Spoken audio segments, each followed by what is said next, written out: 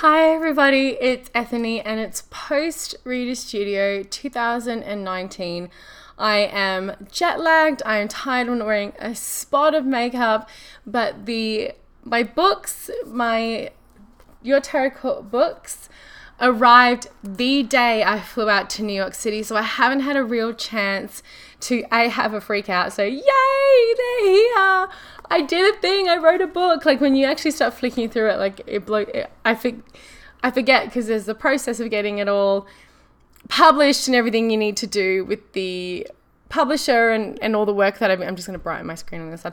All the work you have to do with the publisher and all the work that I do, so I don't kind of stop. So this is kind of me stopping, smelling the roses, and I'm actually going to go smelling the Tarot Court roses, and I'm going to do a bit of a walkthrough of the book and show you what's inside of my book, Your Tarot Court. So, I'm so excited. So there's a lot in here for you. So we first have the introduction. Okay.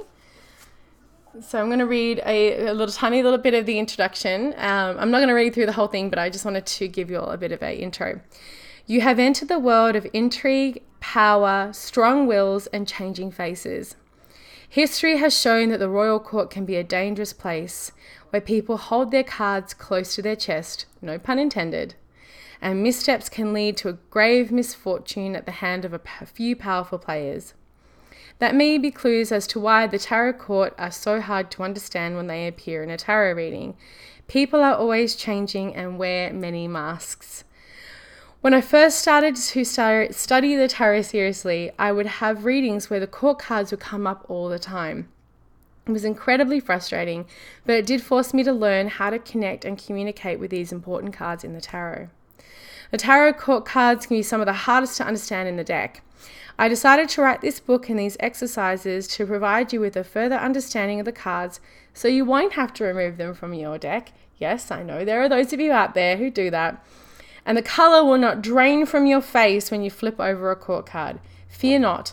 The court cards are here to help you better understand yourself and the people around you. They can do this by identifying limiting patterns in your personal and professional lives and allow you to lean into your strengths. Even after working through this book, the tarot court may still confuse you from time to time, but a little mystery is a good thing. So that's a little bit of the introduction. I talk some more. So then I talk about the structure of the tarot court. So I see the structure of the tarot as being broken down into the major arcana, the minor arcana, and the tarot court. So for me, the story of the minor arcana actually completes from a suit level at the 10 in the way that we go from this beautiful 1 to 10 numerologically. It circles in on itself, and then the court are their own beings. Now you can absolutely put the tarot court in the suit, but I like to wrap it up there. And then there's an exercise of getting to know the tarot court. And then I talk some pretty interesting stuff about, is the tarot court dated? Talking about stations of royalty and where it came from, and how we can look at it from a modern perspective. And then I talk about titles, gender, and physical identifiers. And I do go there. I talk about gender being a social construct, and some of the problems with the tarot court that we've had traditionally. But then I talk a little bit about how we can free the tarot court from the assignment of age and gender, and how it actually gives you so much more freedom and it helps you in your readings, and how we moving forward. I'm very excited. Then we talk about elemental associations in the tarot court, and then there's astrology, the zodiac, and the tarot court. And then predicting time with the tarot court. So I have an entire chapter and an entire system on how you can use the tarot court when answering prediction readings. So timing is a big thing that gets talked about in readings a lot, as I think it should. I'm a predictive reader, and I break it down and I talk about when these cards come up, what it means from a timing perspective. Then I talk about hierarchy, roles, and the progression of the tarot court. So this is where I break down all of the stations of the court. I talk about the pages as a collective energy and their importance in how they are powerful. Then the knights and their station in the hierarchy and their power. Then I talk about the queens and their place in hierarchy and their power, and then the kings. Because my big thing about the tarot court is this. It's not about the age that you are at. It's not about the gender you are assigned at birth, or it's not about how you then identify through yourself and the labels that you give, hopefully lovingly give yourself throughout your life. That matters in the tarot court. The power is, and the reason why they have different stations, it's all about how they use power and influence in your life and in other people's lives. So it could be how you're using your power and influence, how you're using your power as a leader in your workplace. Are you doing it in a positive way, or are you leaning more into the shadow side of these powerful plays in the court? Or how are you in your personal relationships? And even in your personal relationships, the different dynamics are there. So I look at that and I hopefully challenge that a little bit. So to give you an example, the King of Cups leads with their heart. The King of Pentacles leads with their wallet. The King of Swords leads with their logic. And then the King of Wands leads with passion, so whatever they're really passionate about. Then we got the Queens, and we've got they're a nurturing, still a very big in a leadership position, but they are more nurturing. And for them, the Queen of Cups, I nurture through love and emotions. The Queen of Pentacles, I nurture through the body. The Queen of Swords, I nurture through the mind. And the Queen of Wands, I nurture through the soul. So I do that for every one of the tarot court, and there's a bunch of pretty words that I wrote. So that's that chapter. And then we move on to now breaking down into the bulk of the book, which is the archetypes in the tarot court. So what I've done is I've taken away, again, like I said, the age, the gender or labels, and we're now looking at these 16 cards as archetypes. And this is common now for the rest of the book. So there's an archetype for each one, and we've got beautiful images in there. There's my Bad Bitches Tarot is in there too. So excited. So we talk about each one of them, and so I'm going to run through one just to give you an idea. So the King of Pentacles in my tarot court is the manager. Now a manager can be anybody. It can be anybody, a man, a woman, someone who doesn't even have a gender identification. So then we have the manager, keywords: powerful, rich, practical, generous, materialistic, disciplined, and reliable. Astrology, Taurus, and then I talk about the manager being a confident archetype that demands respect. This is usually because they hold power or money or both, and this need for people to respect them can be misplaced or unjustified. They assume everyone values the same things as they do and do not even try to convince people of their perceived entitlement. They walk into the room because they own it, and with this archetype, they very well may own the entire building. The King of Pentacles knows where to invest their time, money, and energy. They have an uncanny instinct with people and situations, and their advice is often sought out, as they are rarely wrong, especially if there is money on the line. And then I talk about, I keep saying we, it's like we who. I painstakingly wrote each one of these words. So then I talk about in love and relationships, because an archetype is going to act differently in love and relationships. So I talk about how the King of Pentacles is a provider. If their loved ones need something, or even if they just want something, they will make it happen for them. And then I dive into that. And then in their work and career, and then we have identifiers. So here it says indicators that you are a King of Pentacles / manager archetype. You are able to save money naturally. You are resourceful. You like the finer things in life. Good with large projects with lots of moving parts. Holds self and others with high expectations. Fantastic in management positions. That's just a few. And then their strengths: provides more than enough, shows love and appreciation, manages resources and money expertly, makes informed and smart decisions, good at the long game. It's a couple of them. And then the shadow side, because as we all have this beautiful, it's all shades of grey. They can be greedy, they can be critical of others and self, they can be impatient with people they deem unworthy, and they feel like it's never enough. Then I dive into the King of Pentacles archetype in a tarot reading. And so if it comes up as a next action forward and how you can kind of move that through, and then how to know if it's a King of if the King of Pentacles in a reading is yourself or if it's another person in play. And that's always something that a lot of people struggle with. So that's one big part of it. And we keep going through all of them. And then there's a bunch of exercises that go through this, through that whole area. And I wanted to say too that for those of you who order the book, I know I've mentioned it in a couple of places, but I'm going to remind you while I'm flicking.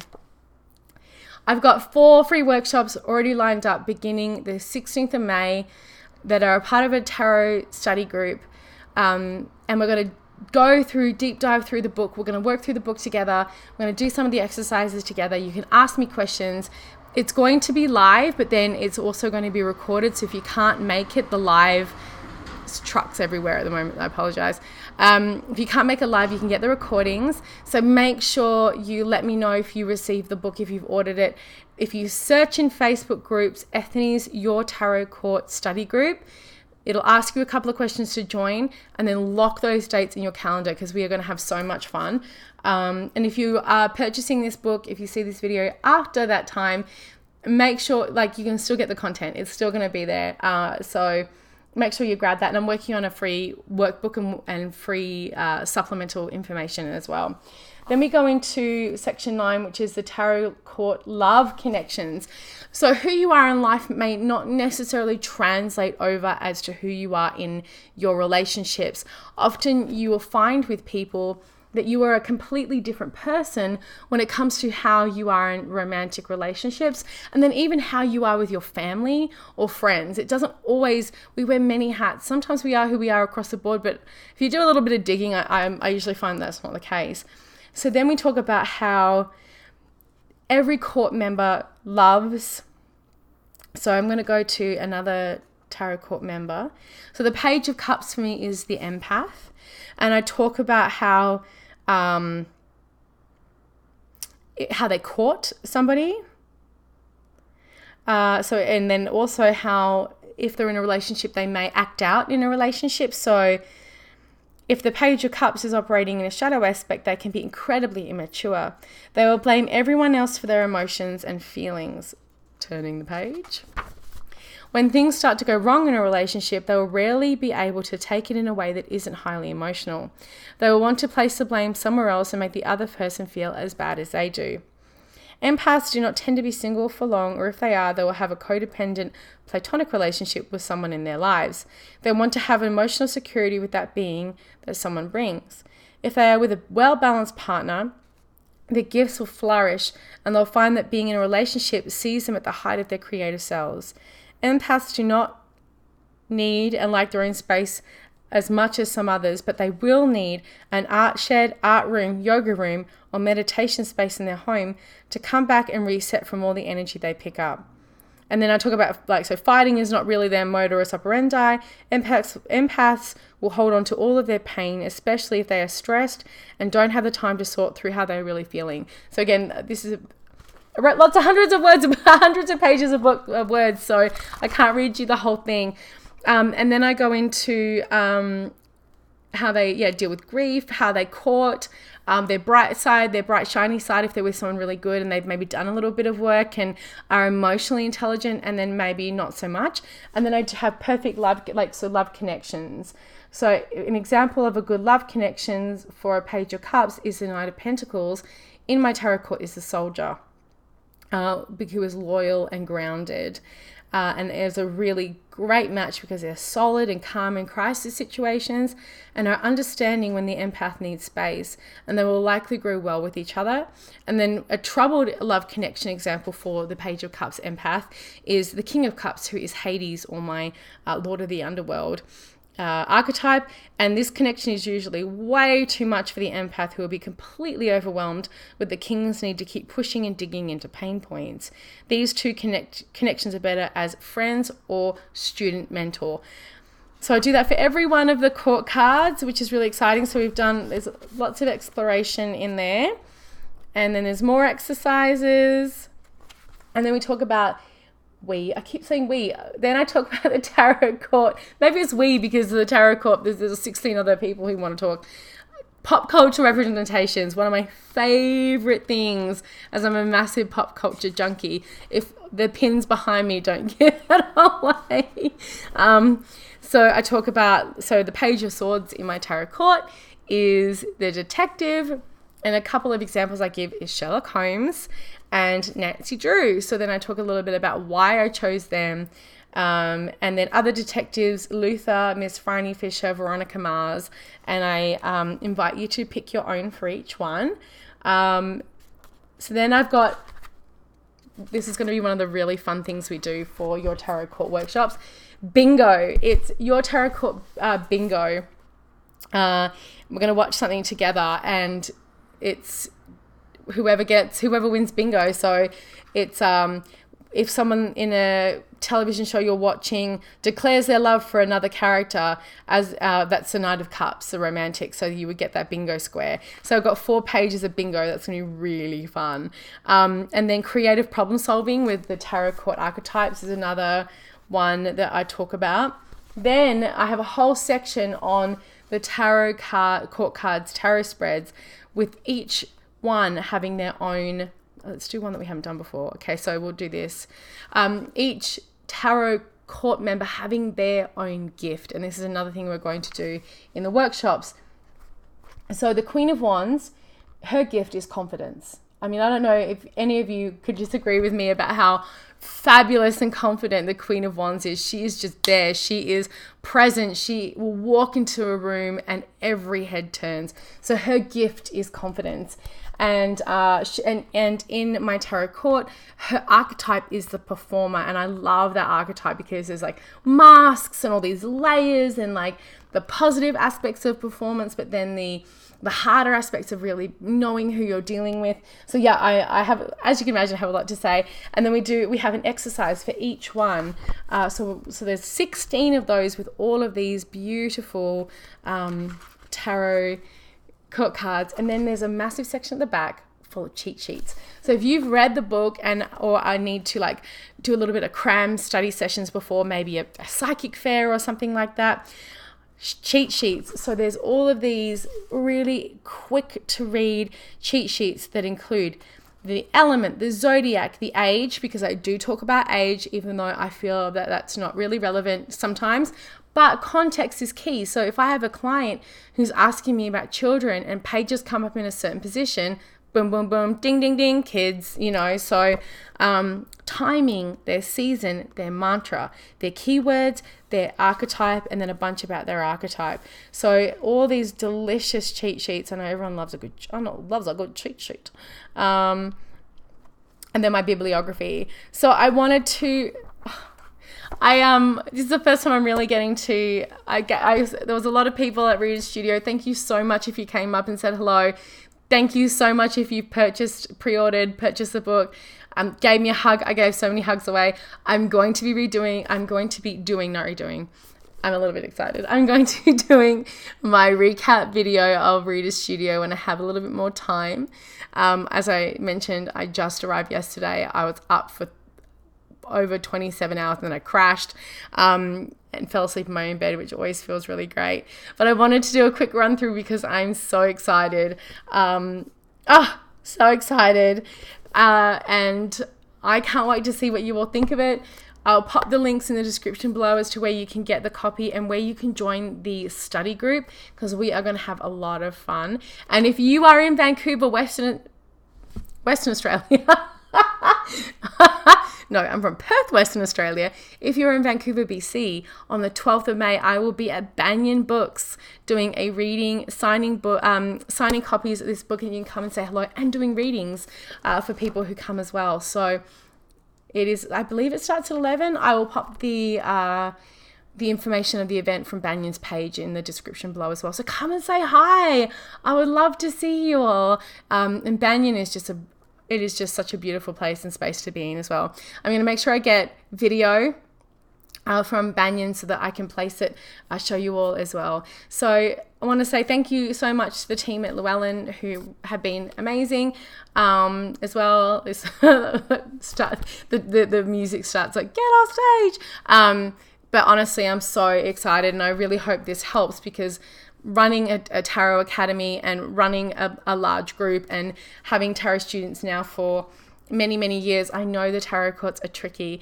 I've written this so that they are no longer tricky. I'm hoping this is going to allow you to see the tarot card in a different way. And yay, I'll see you all soon too. And thank you again for everyone who's given me so much support up until this point. And let's keep on this fantastic tarot train. And thank you so much as always for watching.